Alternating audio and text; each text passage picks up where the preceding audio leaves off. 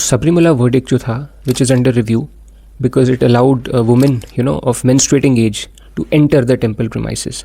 अब उसको थोड़ा समझते हैं, क्या ये एक्चुअल में constitutional morality versus religious freedom की डिबेट है या नहीं। अब हर टेम्पल की एक मेथोडोलॉजी होती है, एक हिस्ट्री होती है, एक ट्रेडिशन होता है और एक स्क्रिप्चर बेसिस होता है which is basically the corner stone of its religious faith. तो जो लॉर्ड अयप्पा थे, उनका जन्म शिव और विष्णु के मोहिनी अवतार के मिलन से हुआ था और उन्होंने महिषी नामक डेमोनिस का वध किया था।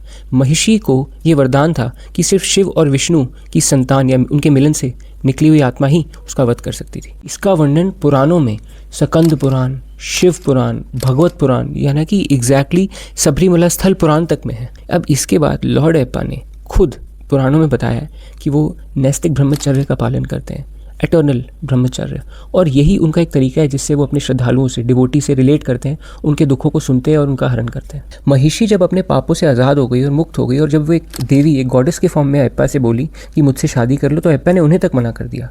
और यही रीज़न है कि उनकी सेलिबेसी, उनके ब्रह्मचर्य के रिस्पेक्ट से, इसी रीज़न की वजह से अंदर 10 से 50 साल की महिलाओं का जाना वर्जित है। तो इसी आस्था से इस मंदिर का अस्तित्व है। तो इसमें कोई anti women discrimination, negative discrimination नहीं है, लेकिन एक देवता के प्रण का सम्मान है, वही बेसिस है फेथ का। आर्टिकल 25 एंड 26 भी रिलीजियस प्लूरलिटी को, डिस्टिंक्ट रिलीजियस प्रैक्टिसेस को प्रोटेक्शन देता है। आप उसे एक सेकुलर या साइंटिफिक या बाहरी तौर का इंटरप्रिटेशन नहीं दे सकते। और बाकी जगह पे लॉर्ड अयप्पा के बहुत सारे मंदिर हैं जहाँ आप जा सकते हो, लेकिन इस जगह नहीं, क्योंकि उसके पीछे एक बहुत बड़ा कारण है। ऐसे बहुत सारे मंदिर हैं जहाँ मेल्स को भी जाना अलाउड नहीं है, कंडीशंस हैं, तो वो कंडीशंस एंटी मेल नहीं है, लेकिन उनके ताल्लुकात है, उनका कोई रीज़न है उसके पीछे। अब तो ऐसे भगवान शिव के भी बहुत सारे ज्योतिर्लिंगास हैं, अलग अलग तरीके से उनकी आराधना होती है। महाकालेश्वर में भस्म आरती होती है, रामेश्वर में श्री राम का एसोसिएशन है उससे।